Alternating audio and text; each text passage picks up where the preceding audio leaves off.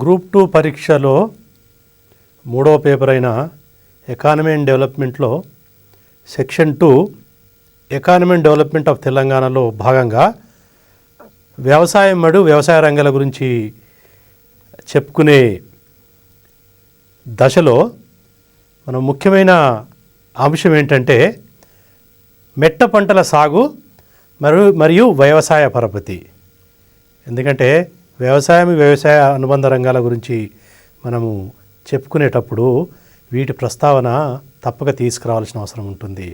So కాబట్టి ఇప్పుడు మనము ఈ రెండు అంశాల గురించి తెలుసుకుందాము.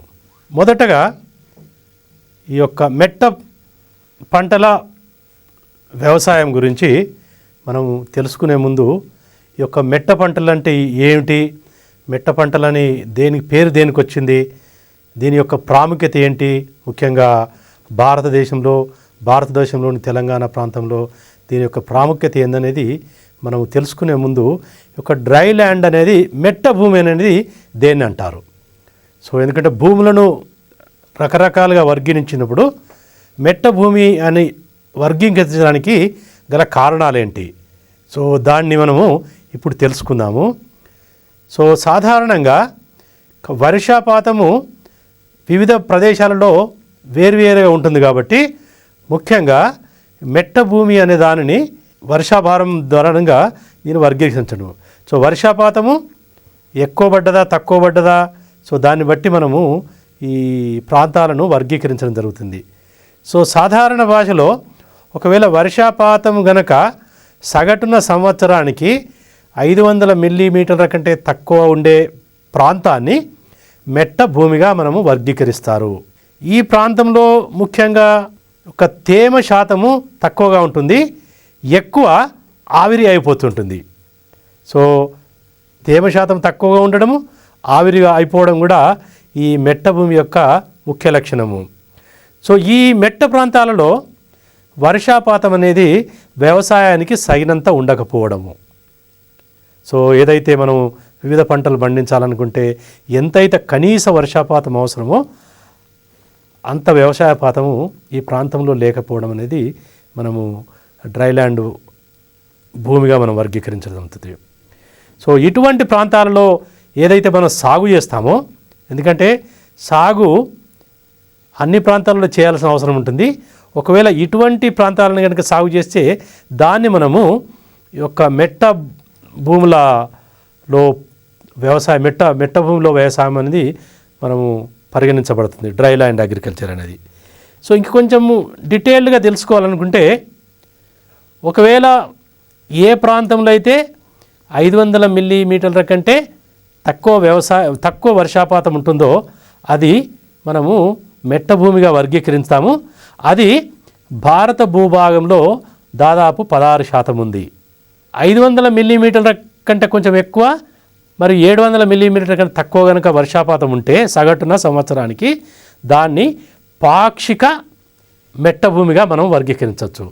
అంటే పార్షియల్ డ్రై, అది మన భారతదేశంలో దాదాపు 17% ఇటువంటి భూమి ఉన్నదనేది మనం ఇక్కడ గమనించాల్సిన అవసరము. ఒక వర్షపాతం కనుక 750 మిల్లీమీటర్ల కంటే ఎక్కువ ఉండి 1100 మిల్లీమీటర్ల కంటే తక్కువ ఉంటే దాన్ని తక్కువ తేమ గల మెట్ట ప్రాంతము, అంటే దీనిలో తేమ ఉంటుంది కానీ తక్కువగా ఉంటుంది, అది మళ్ళీ డ్రై ప్రాంతంగానే వర్గీకరించబడుతుంది. సో కాబట్టి దీనిలో తేమ శాతం ఉంటుంది బట్ తక్కువ ఉంటుంది. ఇది భారతదేశంలో ఎక్కువ భూమి, ఎక్కువ ప్రాంతము ఇటువంటి పరిధి కింద వస్తుంది. సో దాదాపు 35% భూమి ఈ కోవకు చెందిందనేది మనం ఇక్కడ గమనించాల్సిన విషయము.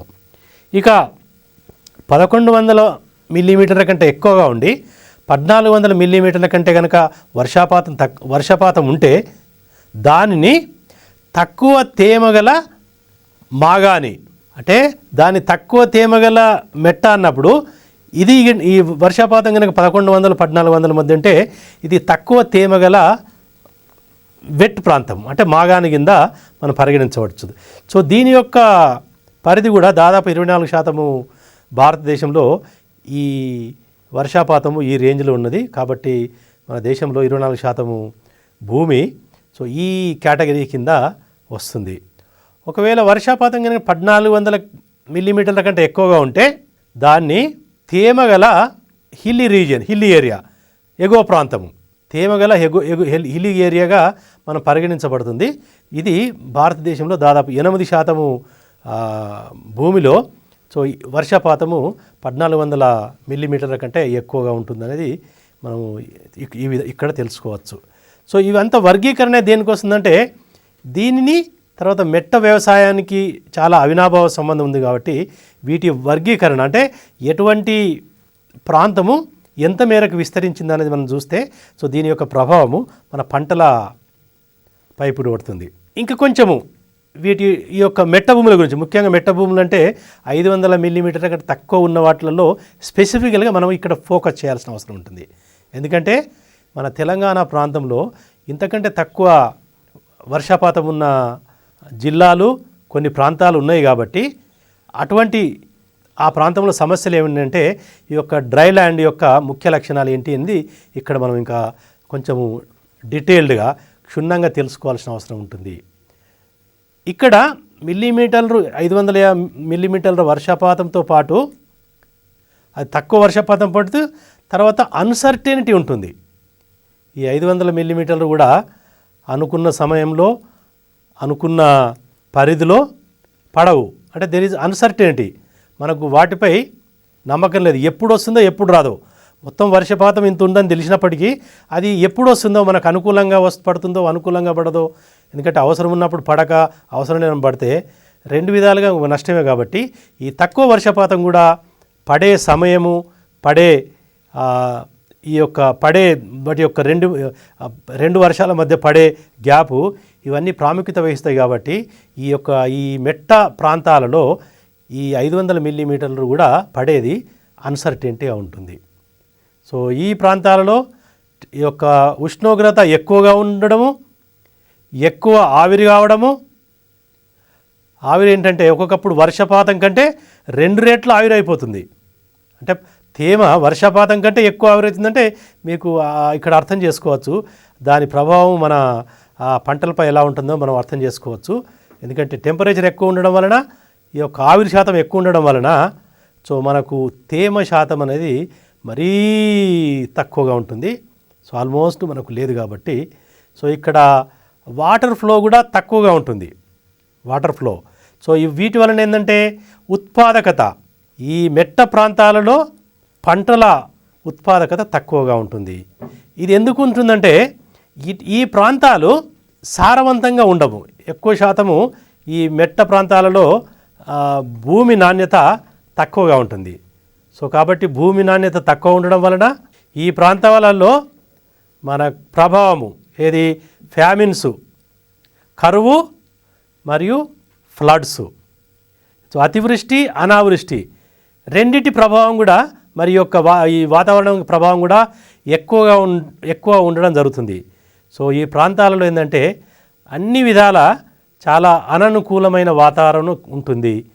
ఎందుకంటే అటు అతివృష్టి అనావృష్టి తర్వాత టెంపరేచర్ ఎక్కువగా ఉండడము ఇవన్నీ కూడా ఈ ప్రాంతాలలో సంభవించే ఆస్కారం ఉంటుంది. కాబట్టి సో ఇవన్నీ కూడా మన వ్యవసాయ అభివృద్ధి పరోక్షంగా ప్రత్యక్షంగా ప్రభావం చూచి మెట్ట ప్రాంతాలలో వ్యవసాయం చేసేవారి ఆర్థిక స్థితిగతులు కూడా కొంచెం ఆందోళనకరంగా ఉంటాయనేది దీని ద్వారా మనం గ్రహించడానికి అవకాశం ఉంది. అటువంటి ఉన్నది కాబట్టి అటువంటి ప్రాంతాలలో పంటలు ఎలా పండించాలి, ఎటువంటి పద్ధతులు వ్యవసాయ పద్ధతులు పాటించాలి. ఎందుకంటే మనకు డ్రై ల్యాండ్ అనేది వాస్తవము, దాన్ని దున్నడం దాన్ని సేద్యం చేయడం ద్వారానే మనం పంటల ఉత్పత్తి జరుగుతుంది. సో కాబట్టి ఇది వాస్తవం ఉన్నప్పుడు ఇటువంటప్పుడు మనము ఉన్న పరిస్థితులలో ఎక్కువ గరిష్టంగా పంట తీయడానికి ఎటువంటి ప్రయత్నాలు చేయాలి, ఎటువంటి మనం పద్ధతులు ప్రణాళికలు ఉండాలనేది ఇక్కడ ముఖ్యంగా గమనించాల్సిన అవసరము. ఎందుకంటే పక్కా ప్రణాళికతో పోకపోతే మనకు సమస్యలు ఎక్కువ అయ్యే ఆస్కారం ఉంటుంది. ఎందుకంటే పంట రావడము ఒక ఎత్తు, తర్వాత ఆ పంట రావడానికి ఎటువంటి కష్టాలు పడాల్సిన అవసరం ఉంటుందో అదొక ఎత్తు అవుతుంది. కాబట్టి సో వీటిని మనం ఈ యొక్క ఏవైతే వాతావరణాల పరిస్థితులు అననుకూలంగా ఉన్నాయో వాటిని దృష్టిలో పెట్టుకొని మనం సాధ్యమైనంత వరకు పక్కా ప్రణాళికతో ముందుకెళ్తే ఈ డ్రై ల్యాండ్లో మెట్ట వ్యవసాయం కూడా మనం లాభసాటిగా మారడానికి అవకాశం ఉంటుంది. అలా చేయాలంటే ఎటువంటి నియమాలు పాటించాలి, సో వాటిల్లో మనం కొన్ని ఇప్పుడు పరిశీలిద్దాము. మొట్టమొదటిది ఏంటంటే మెట్ట భూములను దున్నాలంటే ఎప్పుడు దున్నాలి, ఎలా దున్నాలి, అంటే ల్యాండు ఏ సమయంలో దున్నాలి, ఏ పద్ధతి ద్వారా దున్నాలి, ఇది చాలా ముఖ్యమైన అంశము. ఎందుకంటే ఈ యొక్క వర్షాపాతము పడే ముందు సో మనం దుక్కి గిట్ట చేసుకొని పెట్టుకుంటే, అంటే వర్షాలు ముఖ్యంగా నైరుతి ఋతుపవనాల వలన వర్షాలు రాకముందే దుక్కి చేసి పెట్టుకుంటే ఏమవుతుందంటే పడ్డ వర్షము ఇనికి తేమ శాతం పెరగడానికి ఆస్కారం ఉంటుంది. కాబట్టి దాన్ని దుక్కి చేసి చదును చేసి పెట్టుకుంటే ఏంటంటే మనకు వర్షం పడంగానే అది తేమ శాతాన్ని ఉంటుంది. కాబట్టి మనము విత్తనాలు నాటడానికి అనుకూలమైన సమయం ఉంటుంది. సో కాబట్టి ఫస్ట్ ఈ డ్రై ల్యాండ్ను మెట్ట ప్రాంతాలలో చేయాల్సిన పని ఏంటంటే భూమిని మొదలే వర్షాకాలం కంటే ముందే దుక్కి చేసుకొని పెట్టుకోవాలము. అది ఎంత ఎక్కువ చదునుగా చేస్తే అంత మంచిది. ఎందుకంటే ఎంత ఎక్కువ లోతుగా చేస్తే అంత వర్షపాతం ఇమిడి తేమ శాతం పెరగడానికి అవకాశం ఉంటుంది. ఇక రెండవ అంశం ఏంటంటే, ఎందుకంటే మనకు నైరుతి ఋతుపవనాలు ఫలానా సమయంలో వస్తున్నాయని తెలుసు. సో కాబట్టి మనము విత్తనాలు ఎంత తొందరగా నాటుకుంటే అంత మంచిది. అంటే వర్షాలు పడ్డ తర్వాత కొంచెం వెయిట్ చేసి నాటుకుందామంటే తర్వాత వర్షాకాలం అయిపోయే వరకు తర్వాత ఈ మనకు పంట పండే అవకాశాలు తక్కువ ఉంటాయి. కాబట్టి సో వీలైనంత వరకు తొందరగానే మనము విత్తనాలు నాటుకోవడానికి ప్రయత్నం చేయాలి. ఇది చాలా ముఖ్యమైన విషయము. సాధారణంగా మెట్ట ప్రాంతాలలో రైతులు కూడా ఈ పద్ధతిని అవలంబిస్తున్నారు. ఎందుకంటే వాళ్ళకు కూడా తెలుసు, జస్ట్ అలా వర్షం పడ్డదో లేదో జస్ట్ వాళ్ళు విత్తనాలు పెట్టుకుంటారు. సో దానివల్ల ఏంటంటే వర్షాకాలం అయిపోయే వరకు సాధ్యమంత వరకు పంట చేతికి అందడానికి అవకాశం ఎక్కువ ఉంటుంది. సో లేటుగా చేశారనుకోండి, తర్వాత వర్షాకాలం అయిన తర్వాత వర్షాలు పడే అవకాశాలు తక్కువ ఉంటాయి. కాబట్టి సో ఎప్పుడైతే ఎక్కువ వర్షం అవసరమో అప్పుడు వర్షం లేకపోవడము, లేకపోతే నీటిపారుదల సౌకర్యం లేకపోతే మనము వేసిన చేను ఎండిపోయి మనకు పంట చేతికి రావడానికి అవకాశాలు తక్కువ ఉంటాయి. కాబట్టి సో మనం ఎంత ఎర్లీగా విత్తనాలు పెట్టుకుంటే అంత మంచిది అనేది ఈ విధంగా మనం భావించవచ్చు. ఇక మూడవ అంశం ఏంటంటే ఎటువంటి పంటలు పండించాలా. ఎందుకంటే మనకు తెలుసు ఈ ప్రాంతాలలో వర్షాపాతం తక్కువగా ఉంటుంది, తేమ శాతం కూడా తక్కువగా ఉంటుంది, టెంపరేచర్ ఎక్కువ ఉంటుంది, తర్వాత ఎవాపరేషన్ ఎక్కువ ఉంటుంది. కాబట్టి ఎటువంటి పంటలు పండించాలా. ఎందుకంటే కొన్ని పంటలకు ఎక్కువ వర్షపాతం అవసరము, ఎక్కువ నీరు అవసరము. సో కాబట్టి ఈ రెండిటికి అనుకూలంగా లేదు. కాబట్టి ఏ పంటలకైతే తక్కువ వర్షపాతం అవసరమో, తేమ తక్కువ ఉన్న పంటలు నిలదొక్కునే అవకాశం ఉన్న పంటలను మనము పండించుకుంటే చాలా బాగుంటుంది. సో ఈ సందర్భంగా మనం చెప్పుకునేదంటే ముఖ్యంగా ఇటువంటి ప్రాంతాలకు చిరుధాన్యాలు చాలా అనుకూలమైన పంటలు అనేది చెప్పడం జరిగింది. సో కాబట్టి చిరుధాన్యాలపై ఎక్కువ దృష్టి పెడితే, చిరుధాన్యాలంటే మన దగ్గర ఎక్కువ జొన్నలు, రాగులు, సజ్జలు, ఇటువంటి వాటి సాగు కనుక చేస్తే ఈ పంటలకు మెట్ట ప్రాంతాలలో కూడా ఈ పంటలు సాగు చేయడానికి అవకాశం ఉంటుంది. సో కాబట్టి సాధ్యమైనంత వరకు నీరు, తేమ తక్కువను తీసుకునే పంటలు ఏవైతే ఉంటాయో ఆ పంటల వైపు రైతులు మొగ్గు చూపాల్సిన అవసరం ఉంటుంది. సో పొరపాటున కనుక వేరే పంటలు వేస్తే దానివలన ఉత్పత్తి తగ్గి, ఉత్పాదక తగ్గి, అసలు పంట రాకపోవడానికి అవకాశాలు ఎక్కువ ఉంటాయి. సో కాబట్టి ఇది కూడా బహుశా రైతులు ఇది కూడా దృష్టిలో పెట్టుకొని ఇటువంటి ప్రాంతాలలో ఆ చిరుధాన్యాలపై ఎక్కువ శ్రద్ధ వహిస్తున్నారని మనం భావించవచ్చు. ఇక పంట మార్పిడి, క్రాపింగ్ ప్యాటర్న్, ఇది కూడా దీని కోవల కింద వస్తుంది. అంటే ఏ పంటలు మధ్యలో ఏం పండాలి, అంటే ఒక భూమిలో ఒకటే పంట పండించాలా, లేకపోతే అంతర్గత పంటలు పండించాలా, ఏది పండించాలంటే ఎందుకంటే కొన్నికి కొన్ని కొన్ని పంటలకు కొన్ని రకమైన లక్షణాలు ఉంటాయి. కొన్నింటికి ఏంటంటే తేమ శాతాన్ని నిలదొక్కునే లక్ష్యం ఉంటుంది, కొన్నిటికి ఉండదు. కొన్ని తక్కువ వర్షపాతం పడ్డ వాటి అలాగే ఉంచేస్తుంది. సో అటువంటిని వేరే పంట పండిస్తే వేరే పంటలు కూడా తేమ శాతం పంచడానికి అవకాశం ఉంటుంది. సో కాబట్టి ఈ పంటల ఏ పంటల మార్పిడి చేయాలనేది కూడా ఈ సందర్భంగా మనము ఈ పంటల ప్రణాళికలో ఎందుకంటే ఈ మెట్ట భూములలో ఎటువంటి పంటలు పండించాలనేది ఇక్కడ మనము ముఖ్యంగా తెలుసుకోవచ్చు. సో ముఖ్యంగా మనం ఆల్రెడీ చెప్పినట్టు ఈ ప్రాంతాలలో ఇక్కడ ఇంకోటి ఏంటంటే వీడింగు ఆధారంలో ఈ ప్రాంతాలలో ఎక్కువ ఈ కలప మొక్కలు వాటిని కూడా ఎప్పటికప్పుడు తీసేస్తుందంటే అవి ఉన్న తేమను ఎక్కువ తీసేసుకుంటాయి. అసలు పంటకు అందించకుండా అవి ఎక్కువ తీసుకున్నప్పుడు అసలు పంటకు తేమ శాతం తగ్గుతుంది కాబట్టి పంట దిగుబడి తక్కువ ఉంటుంది కాబట్టి సో వీలైనంత వరకు ఈ యొక్క కలుపు మొక్కలను ఎంత తొందరగా అయితే అంత తొందరగా తీసేస్తే దాని ద్వారా పంట దిగుబడిని పెంచుకోవడానికి అవకాశం ఉంటుంది. ఇంకోటి ఏంటంటే efficient use of rain water. ఈ యొక్క వర్షపు నీరు తక్కువగా ఉన్నదని తెలుసు, ఆ ఉన్న వర్షపు నీరును ఎంత సమర్థవంతంగా వాడుకుంటే అంత మంచిది. సో సమర్థవంతంగా అనేది ఖచ్చితంగా ఇలా అయితేనే సమర్థవంతంగా మనం చెప్పలేనప్పటికీ కూడా సో వచ్చిన వాటర్ ఒక్కొక్క బొట్టును కూడా ఒడిసి పట్టుకొని సద్వినియోగపరుచుకుంటే దాని ద్వారా ఏంటంటే పంటకు నష్టం జరగకుండా మనం పంటను కాపాడుకోవడానికి అవకాశాలు ఎక్కువ ఉంటాయి. సో దీనిపై కూడా సాధారణంగా దృష్టి పెట్టాలి. ఈ మధ్యలో ఇక ప్రభుత్వాలు కూడా ఇటువంటి పరిస్థితుల గురించి కూడా ఆలోచిస్తున్నట్టు మనం భావించవచ్చు. ఇకపోతే భూమిని ఏ విధంగా వాడుకోవచ్చు ఆల్టర్నేటివ్గా. సో ఈ పంట కాకపోతే వేరే పంట ఏదే బాగుంటుంది, ఒకవేళ వ్యవసాయం కాకపోతే వేరే దానికి ఏం చేస్తే బాగుంటుంది ఆల్టర్నేట్గా. ఎందుకంటే ఎప్పటికీ ఒకే పంట పండిస్తే సో దానివలన నష్టం వచ్చే అవకాశాలు ఉంటాయి. సో కాబట్టి పంట మార్పిడి, ఒక సంవత్సరం ఒక పంట పండించి ఇంకో సంవత్సరం వేరే పంట పండిస్తే బాగుంటుందా, సో వీటిపై కూడా మనం దృష్టి సారించాల్సిన అవసరం ఉంటుంది. ఎందుకంటే దానివలన ఏంటంటే భూమి యొక్క సారవంతం పెరిగి పంటల దిగుబడి కూడా ఎక్కువ అవకాశం ఉంటుంది. కాబట్టి ఎందుకంటే ప్రతి సంవత్సరము అదే పంట పండిస్తే మనకు రాను దానిపై ఉత్పాదక తగ్గడానికి అవకాశం ఉంటుంది.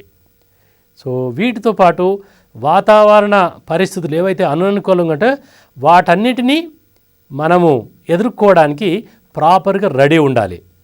ఎందుకంటే ఎప్పుడు ఏం జరుగుతుందో తెలియదు. ఒకేసారి వర్షం ఎక్కువ రావచ్చు, తక్కువ రావచ్చు, ఒకసారి రాళ్ళ వర్షం రావచ్చు, ఒకసారి అసలే నెలల తరబడి రాకపోవచ్చు. సో ఎలా వచ్చినా కానీ మనము పంట నష్టం కాకుండా చూడడానికి ప్రయత్నం చేయాలి. ఎందుకంటే వాతావరణాన్ని మన చేతుల్లో కంట్రోల్ చేసుకోలేం కాబట్టి సో వాతావరణానికి ఇటువంటి వాతావరణ మార్పులకు అనుకూలంగా మనము పంట ప్రణాళికను కూడా యూజ్ చేయాల్సిన అవసరము ఇక్కడ ఎంతైనా ఉన్నది. ఇంత చెప్పిన తర్వాత మన ఇండియాలో మన తెలంగాణలో దీని యొక్క శాతం ఎంత ఉన్నది, మనం ఆల్రెడీ వాతావరణం అనుకూలంగా ఇది మన వర్షపాతము దృష్టిలో పెట్టుకొని మనము ఎంత మేరకు ఎటువంటి వర్షపాతం గల భూములు ఉన్నాయనేది మనం చెప్పుకున్నాము. ఇక భారతదేశానికి వస్తుందంటే మన 143 మిలియన్ హెక్టార్లో భూమిలో దాదాపు 75% ఈ మెట్ట భూమిగానే వర్గీకరించడం జరిగింది. అంటే సో భారతదేశంలో సో 4/3 ఈ వర్షాధార ప్రాంతమే. సో దాన్ని బట్టి మన యొక్క మెట్ట ప్రాంతంలో వ్యవసాయం యొక్క ప్రాముఖ్యత మనకు చెప్పగానే పోతుంది. సో కాబట్టి సో దీనిపై చాలా జాగ్రత్తగా ఉండాల్సిన అవసరం ఎంత ఉందనేది, ఎందుకంటే ఎక్కువ భూభాగము ఇటువంటి కోవకే చెందుతుంది కాబట్టి అది చాలా ముఖ్యము. ఈ దాదాపు 50% వ్యవసాయ ఉత్పత్తిలో సగము ఈ యొక్క మెట్ట ప్రాంతాల నుంచే వస్తుంది. మెట్ట ప్రాంతాలను సాగు చేయడం వలనే సో మనం ఆహార ఉత్పత్తిలో వ్యవసాయ ఉత్పత్తులలో 50% మెట్ట ప్రాంతాల నుంచే వస్తుంది. అంటే 75% మనము సాగు చేస్తే 50% వస్తుందంటే మనకు దీన్ని బట్టి అర్థం చేసుకోవచ్చు ఇది మెట్ట ప్రాంతాలలో ఉత్పాదకత ఎంత తక్కువగా ఉన్నదో. అంటే సో 75% చేస్తే 50% వరకు వస్తుంది. అంటే 25% తక్కువ వస్తుంది. అంటే 25% మిగతా 50% చేయడం వలన 25% అనుకూలమైన ప్రాంతాన్ని సాగు చేయడం వలన 50% మనకు ఉత్పత్తి వస్తుంది. దీన్ని బట్టి ఈ యొక్క మెట్ట ప్రాంతం యొక్క ప్రాముఖ్యత ఏంటో ఇక్కడ మనం గమనించవచ్చు. ఇక తెలంగాణ విషయానికి వస్తే మనకు 112 లక్షల హెక్టార్ల భూమి ఏదైతే ఉందో దీంట్లో దాదాపు 50 లక్షల హెక్టార్స్ను మనము ఇప్పుడు వ్యవసాయానికి యూజ్ చేస్తున్నాము. అంటే దాదాపు 43% భూమిని మనము సాగు చేస్తున్నాము. అంటే సాగు చేసే భూమి యొక్క శాతము తక్కువే ఉంది, 43% ఉంది. దీంట్లో దాదాపు 23 లక్షల హెక్టార్లు మాత్రమే నీటిపారుదల అవకాశం ఉన్నది. అంటే 22.9 లక్షల హెక్టార్లు మాత్రమే మనకు అష్యూర్డ్ సోర్స్ ఆఫ్ ఇరిగేషన్ ఉంది. అంటే మిగతా 53% సాగు చేసే భూమికి మనకు ఇరిగేషన్ ఫెసిలిటీస్ లేవు. అంటే మెట్ట వర్షాధార ప్రాంతము మన తెలంగాణ రాష్ట్రంలో దాదాపు 53%. అంటే 26.7 లక్షల హెక్టార్ల భూమిలో మనము పంటలు ఏదైతే పండిస్తున్నామో ఆ పంటలను రెయిన్ఫెడ్ అంటే మెట్ట ప్రాంతాలుగా మనం వర్గీకరించవచ్చు. సో మెట్ట ప్రాంతాల ద్వారా మనము సాగు చేసే భూమి మొత్తము సాగు చేసే భూములు 53%. అంటే దీని యొక్క ప్రాముఖ్యత. సో దేశంతో పోల్చుకుంటే ఇక్కడ కొంచెం తక్కువ ఉన్నప్పటికి కూడా ఇది 50% కంటే ఎక్కువ ఉంది కాబట్టి సో ఇది కూడా మనకు తెలంగాణ అభివృద్ధిపై ప్రభావం చూపుకునే ముఖ్యంగా అంశంగా మనం ఇక్కడ భావించవచ్చు. సో ఇవన్నీ ఈ మెట్ట ప్రాంతం యొక్క సాగు గురించి మనం చెప్పుకోవాలనుకున్నప్పుడు సో ముఖ్యంగా గమనించాల్సిన అవసరం ఏంటంటే మెట్ట ప్రాంతంలో సాగు అనేది కొన్ని కష్టాలతో కూడుకున్నదనేది మనము చేయొచ్చు.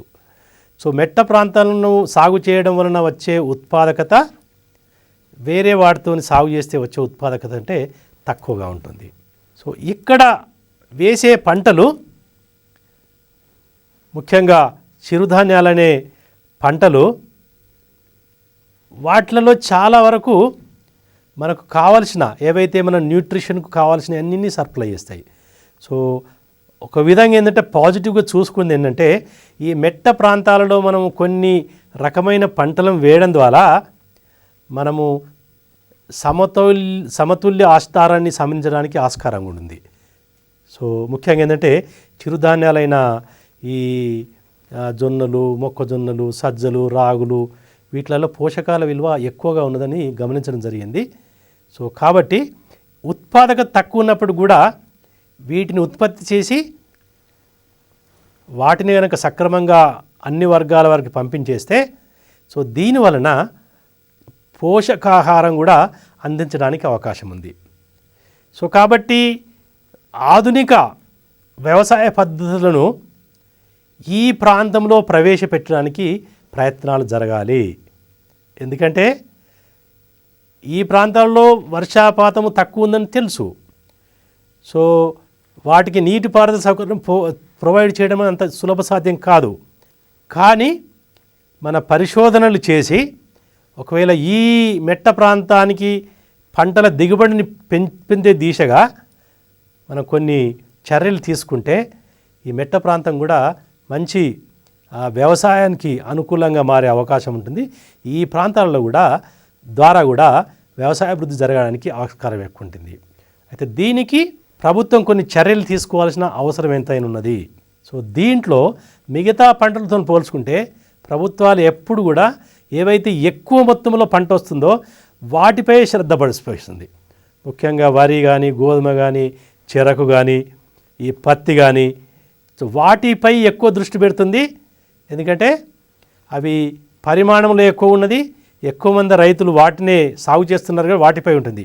బట్ ఇటువంటి చిరుధాన్యాలైన ఏవైతే మెట్ట ప్రాంతాల్లో సాగు చేస్తుంటో సో వాటిపై కూడా దృష్టి సారించి పంటలు గిట్ట తీసుకొని అంటే ఉత్పాదకత పెరగడానికి చర్యలు తీసుకోవడం వలన వాళ్ళకు కూడా ఏవైతే సౌకర్యాలు వేరే పంటలు పండించడానికి ఏవైతే సౌకర్యాలు కలిగిస్తున్నామో ఆ సౌకర్యాలు కూడా ఈ మెట్ట ప్రాంత రైతులకు కూడా కలగజేస్తే సో ఈ ప్రాంతంలో వ్యవసాయం కూడా లాభసాటిగా మారడానికి అవకాశం ఉంది.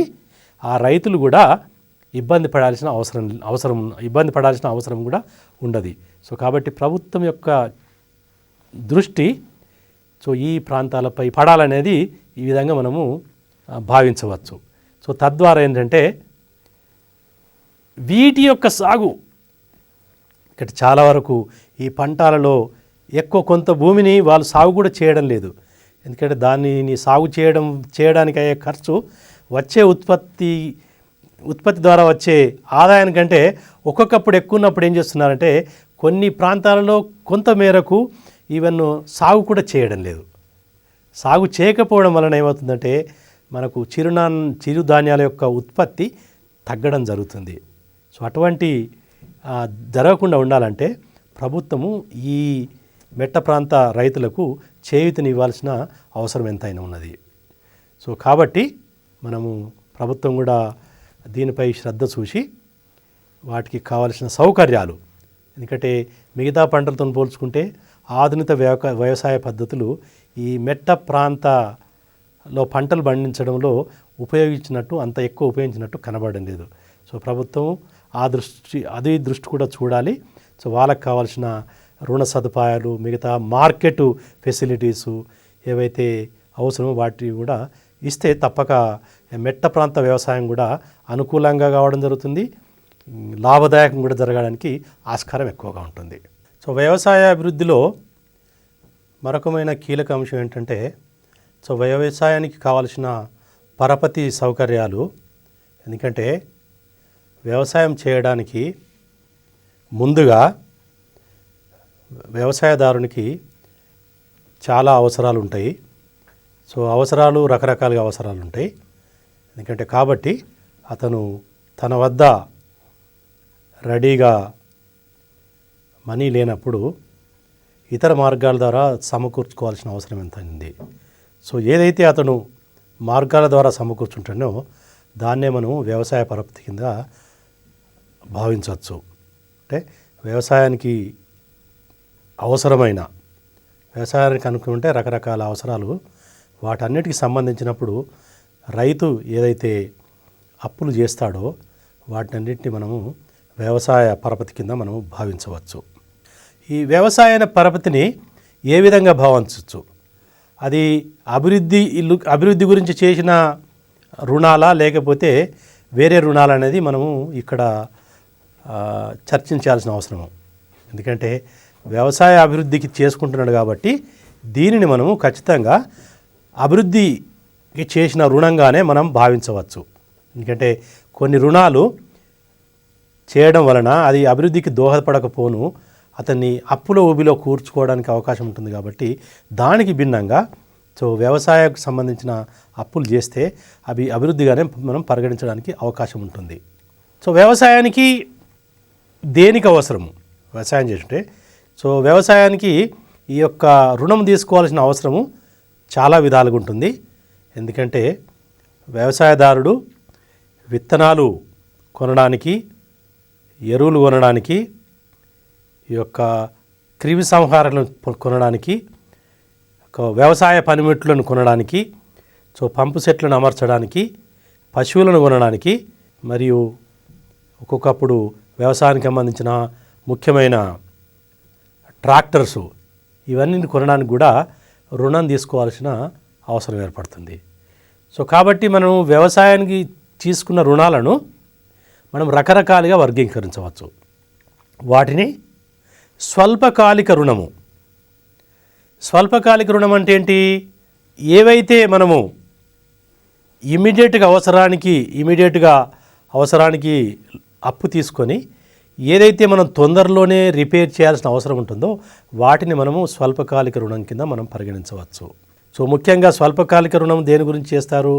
ముఖ్యంగా వ్యవసాయానికి అవసరమైన ఇన్పుట్స్ ఉదాహరణకు విత్తనాలు కొనడము, ఎరువులు కొనడము, తర్వాత లేబర్కు పేమెంట్ చేయడానికి చేసే రుణాలను మనం ఈ స్వల్పకాలిక రుణాల కింద పరిగణించవచ్చు. సో షార్ట్ టర్మ్ అంటే 15 నెలల లోపల తిరిగి చెల్లించే లోనును మనం షార్ట్ టర్మ్ లోన్ కిందగా మనం పరిగణించవచ్చు. ఇంకొక రకమైన లోన్ ఏంటంటే అది మీడియం టర్మ్ లోను, మధ్యంతరగా టర్ము స్వల్పకాలిక కాకుండా కొంచెం మధ్యంతర కాలంలో తీసుకునే లోన్ను మనం మీడియం టర్మ్ లోన్ అంటారు.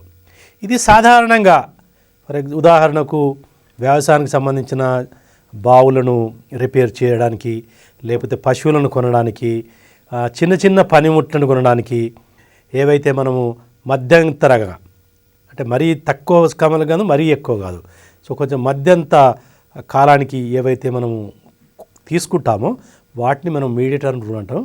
ఇవి సాధారణంగా 3 నుంచి 5 సంవత్సరాలలో తిరిగి చెల్లించాలి. ఆ రుణాలను మనం మధ్యంతర రుణాలు అనేది మనం భావించవచ్చు. ఇక లాంగ్ టర్మ్ దీర్ఘకాలానికి చేసే అప్పులను వాటిను లాంగ్ టర్మ్ లోన్స్గా మనం పరిగణించవచ్చు. ఇవి దేని గురించి చేస్తారు? సాధారణంగా భూమి కొనడానికి, సో ట్రాక్టర్స్ కొనడానికి, లేకపోతే బోర్వెల్స్ను తవ్వించుకోవడానికి, ఏవైతే ఎక్కువ మొత్తంలో అవసరం ఉంటుందో ఎక్కువ కాలంలో రిపే చేయాల్సిన అవసరం ఉంటుందో వాటిని మనము దీర్ఘకాలిక రుణాలని మనము భావించవచ్చు. సో ఇవి చెల్లించే పీరియడ్ ఏంటంటే 10 నుంచి 15 సంవత్సరాల కాల పరిమితి ఉంటుంది. సో సాధారణంగా ఈ మొత్తం రుణాలు చెల్లించడానికి 10-15 సంవత్సరాల మధ్యలో ఇది చెల్లిస్తున్నాము. ఇంకొక వ్యవసాయ పరపతికి సంబంధించిన ఇంకొక ముఖ్యమైన విషయం ఏంటంటే ఈ వ్యవసాయ రుణాలను ఎలా వర్గీకరించవచ్చు, ఈ యొక్క వ్యవసాయ పరపతిని ఏ విధంగా వచ్చు. సో బ్రాడ్గా చూసుకుంటే వీటిని 2 రకాలుగా మనం వర్గీకరించవచ్చు. అది ఒకటి ఏంటంటే సంస్థాగతంగా తీసుకున్న లోన్స్, తర్వాత సంస్థాగతంగా తీసుకొని లోన్స్, అంటే institutional sources, non institutional sources. So కాబట్టి ఈ రుణాలను తీసుకునే ఆధారంగా ఈ విధంగా వర్గీకరించవచ్చు. అయితే ఇన్స్టిట్యూషనల్ ఏమిటి ఇక్కడ ఏంటంటే మనం తెలుసుకోవాల్సిన అవసరం అంటే ఇన్స్టిట్యూషనల్ లోన్స్ అంటే ఏంటి? ఏ అప్పులైతే మనము కమర్షియల్ బ్యాంక్స్ ద్వారా, లేకపోతే రూరల్ డెవలప్మెంట్ బ్యాంక్స్ ద్వారా, కోఆపరేటివ్స్ బ్యాంక్స్ ద్వారా, తర్వాత ల్యాండ్ డెవలప్మెంట్ బ్యాంక్ ద్వారా, ఏవైతే నబార్డు వీటికి తిరిగి రిఫైన్ చేసేవో ఆ బ్యాంకుల నుంచి తీసుకునే రుణాలను మనం ఇన్స్టిట్యూషనల్ లోన్స్ అంటాము. రెండవది ఏంటంటే నాన్ ఇన్స్టిట్యూషనల్ లోన్స్, అంటే సంస్థాగతంగా కాని రుణాలు.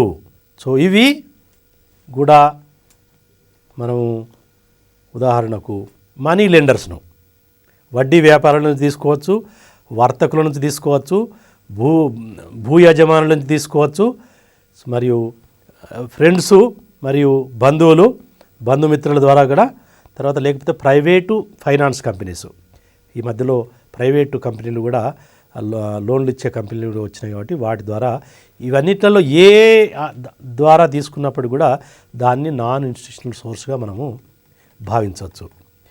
ఇన్స్టిట్యూషనల్కు నాన్ ఇన్స్టిట్యూషనల్ సోర్సెస్కు ముఖ్యమైన భేదం ఏంటంటే సాధారణంగా ఇన్స్టిట్యూషన్ సోర్స్ తీసుకున్న వాటికి ఈ రేట్ ఆఫ్ ఇంట్రెస్టు తక్కువగా ఉంటుంది, దాంట్లో సమస్యలు తక్కువగా ఉంటాము.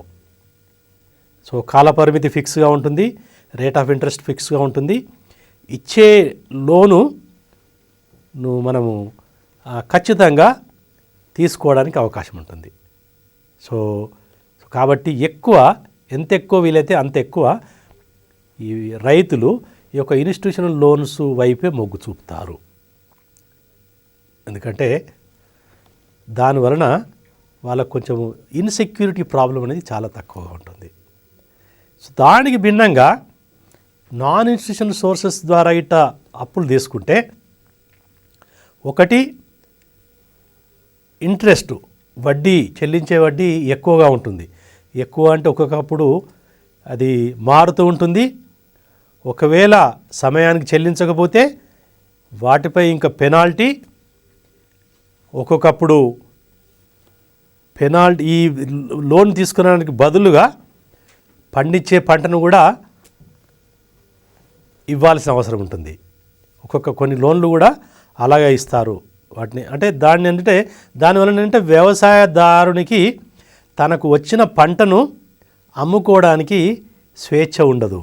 అది తప్పక మళ్ళీ ఎవరైతే అప్పిచ్చారో వాళ్ళకే ఇవ్వాల్సిన అవసరం, వాళ్ళు చెప్పిన రేటుకే ఇచ్చే వెసులుబాటు వాళ్ళు కలిగించుకుంటారు. సో ఇవన్నీ కూడా దానివలన అప్పుల ఊబిలో ఎక్కువ పోవడానికి ఈ నాన్ ఇన్స్టిట్యూషనల్ సోర్సెస్ కూడా ఒక కారణం అనేది ఇక్కడ మనము భావించవచ్చు. సో కాబట్టి ఈ యొక్క నాన్ ఇన్స్టిట్యూషనల్ సోర్సెస్ను ఎంత తక్కువ వాడుకుంటే అంత మంచిది అనేది మనం ఇక్కడ భావించవచ్చు. ఇక తెలంగాణ ప్రాంతంకి వచ్చే వరకు ముఖ్యంగా ఈ లోన్ పరిస్థితులు ఎలాగున్నాయి, ముఖ్యంగా ప్రభుత్వము యంత్రాంగం ముఖ్యంగా బ్యాంక్స్ అని ఏవైతే వ్యవసాయానికి సంబంధించిన రుణాలను ఇస్తుందో ఆ పరిస్థితులు ఎలా ఉందన్నది మనం ఇక్కడ కొంచెం తెలుసుకుందాము. ఈ వ్యవసాయానికి సంబంధించిన లోన్స్ను మనం 2 రకాలుగా వర్గీకరించవచ్చు. ఒకటి పంటలకు ఇచ్చే లోను, తర్వాతే టర్మ్ లోన్స్ అంటే కాలపరిమితికి అనుకూలంగా ఏవైతే వ్యవసాయ అనుబంధానికి ఉంటాయో వాటిని కూడా మనము లోన్స్ అంటారు. అంటే క్రాప్ లోన్ అంటే పంట తీసుకోవడానికి అది ఇమీడియట్గా అది అవసరం ఉంటుంది. మిగతా ఏంటంటే వేరే వాటికి వ్యవసాయానికి సంబంధించిందే కానీ ఇమీడియట్గా పంటలకు సంబంధించింది కాదు. మన వీటికి కానీ బోర్వెల్స్ చేసుకోవడానికి పంప్ సెట్ కొనుక్కోవడం కానీ వేరే రకరకాల వ్యవసాయానికి సంబంధించిన వాటిని మనము ఈ టర్మ్ లోన్స్ కింద మనం భావించవచ్చు. ఈ 2 కలిపితే వ్యవసాయానికి ఇచ్చే రుణాల కింద మనం పరిగణించవచ్చు.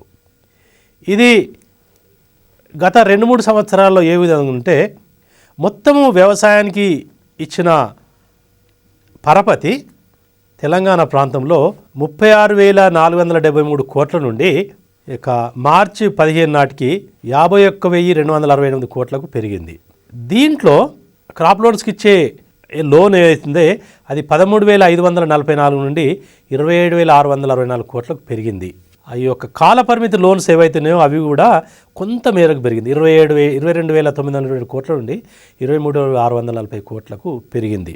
సో లోన్లు వ్యవసాయానికి ఇచ్చే లోను అమౌంట్ కొంతవరకు పెరిగింది. కానీ మొత్తము రుణాలలో మన వ్యవసాయానికి ఇచ్చిన వాటా ఎంత అని తీసుకుంటే అది మనకు పెద్ద సంతృప్తికరంగా కనబడదు. ఎందుకంటే మార్చి 2012లో దాదాపు 14.4% అప్పులు రుణాలు వ్యవసాయానికి ఇచ్చారు. అంటే ఒకవేళ బ్యాంకులు అన్ని సంస్థలు కనుక 100 రూపాయల లోన్ ఇస్తే దాంట్లో వ్యవసాయానికి ఇచ్చింది ఓన్లీ 14 రూపాయలు మాత్రమే. అది గత సంవత్సరము మార్చి 15 నాటికి అంతే ఉంది, 14.5%.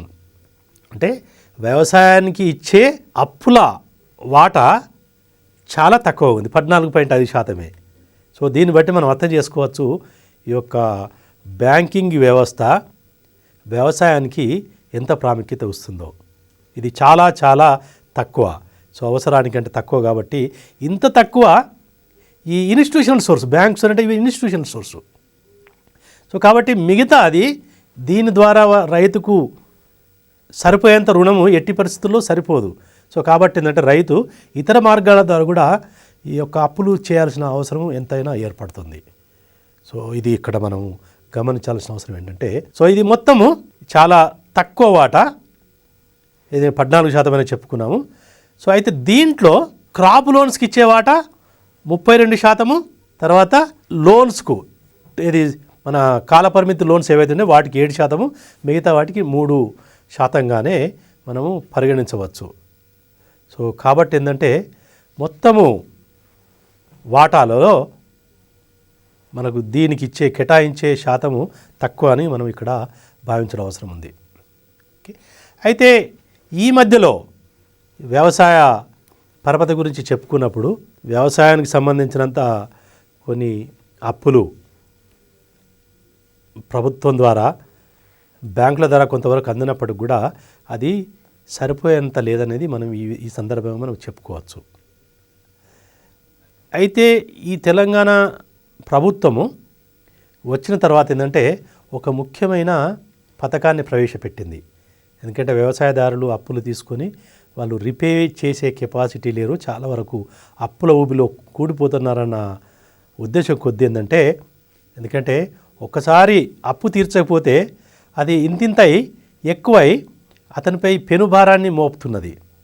ఎందుకంటే అది రిపే చేయాలంటే, వడ్డీతో సహా రిపే చేయాలంటే అతనికి సరైన పంట పండాలి, సరైన పంటకు మరి సరి అయిన ధర రావాలి.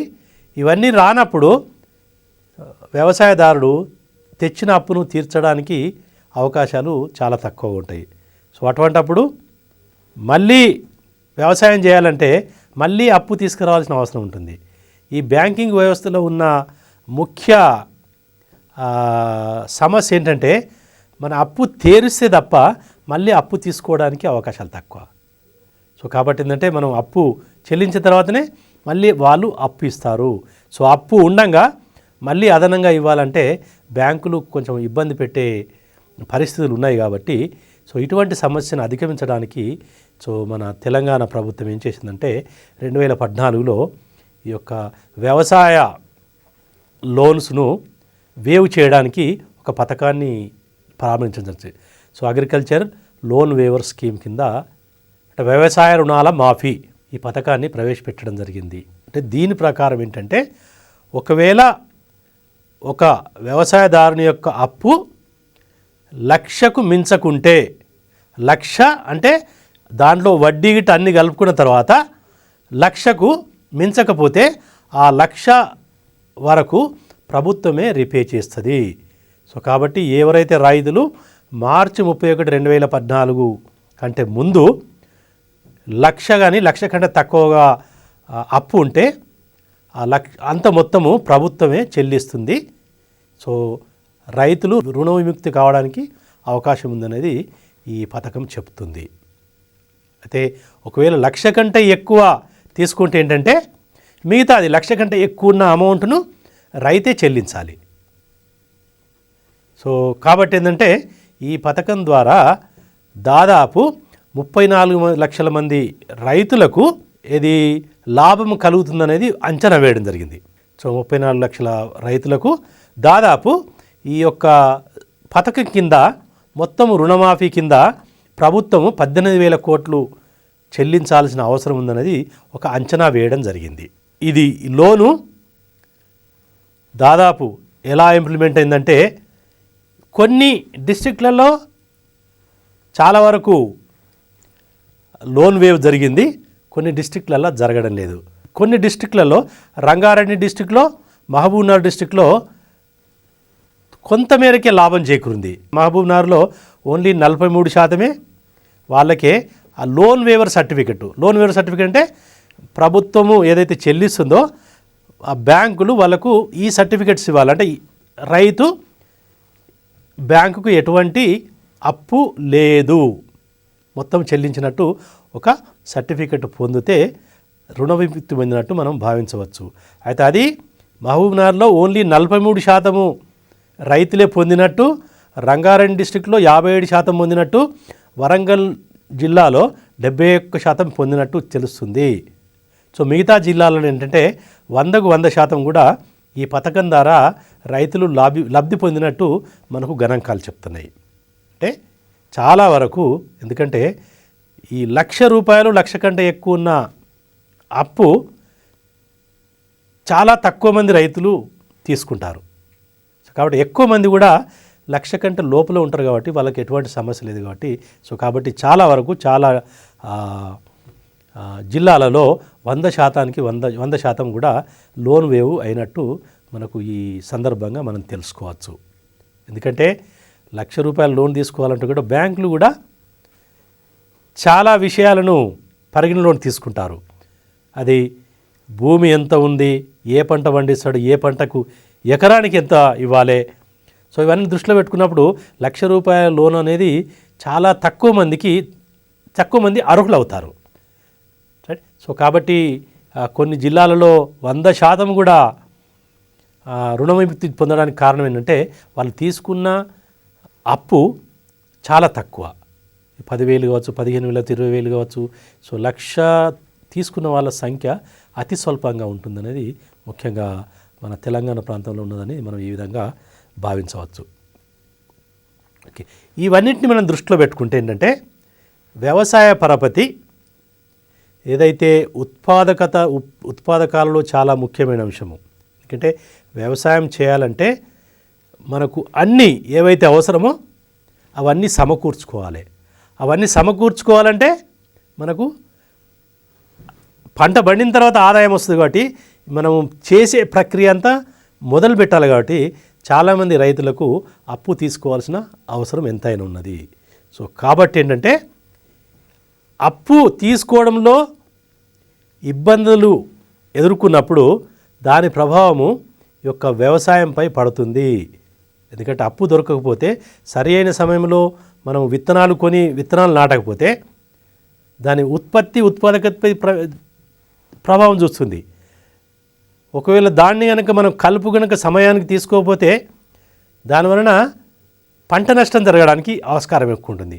ముఖ్యంగా మెట్ట ప్రాంతాలలో ఈ సమస్య ఎక్కువ ఉంటుంది. కాబట్టి సో ఇవన్నీ కూడా సక్రమంగా సకాలంలో చేయాలంటే రైతుకు సరి అయిన మన రుణ సదుపాయము ఉండాలి. సో రుణ సదుపాయము ఎటువంటి పరిస్థితుల్లో కూడా ఆటంకం కలగరాదు. సో ఇది ఈ ప్రభుత్వము గుర్తించి రైతులకు ఎంత అవసరమో అంతవరకు రుణ సమస్య లేకుండా అంటే రుణ సదుపాయాన్ని ప్రొవైడ్ చేస్తే ముఖ్యంగా తెలంగాణ రైతులకు ఎవరైతే ఎందుకంటే మనకు తెలుసు మెట్ట ప్రాంతంలో ఎక్కువ రైతులు పంటలు పండిస్తున్నారు కాబట్టి ఆ ప్రాంతంలో ఒడిదుడుకులు కూడా ఉన్నాయి. కాబట్టి సో రుణాన్ని తర్వాత ఇన్సూరెన్స్ ఇవన్నీ కూడా లింక్ చేసేస్తే సో రైతుకు కొంతవరకు ఏంటంటే అన్సర్టెనిటీ తగ్గడము. అన్సర్టెనిటీ తగ్గిస్తుందంటే రైతు కొంచెము నిలకడగా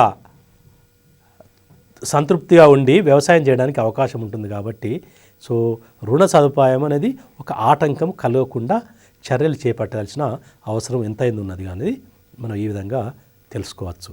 సో కాబట్టి మీరు ఈ యొక్క మెట్ట ప్రాంతము వ్యవసాయము మరి వ్యవసాయ రుణం గురించి తెలుసుకున్నప్పుడు సో మొదట మనం తెలుసుకోవాలంటే ఇక మెట్ట ప్రాంతం అంటే ఏంటనేది మనం క్షుణ్ణంగా ఇది నిర్వచనంలో రావచ్చు.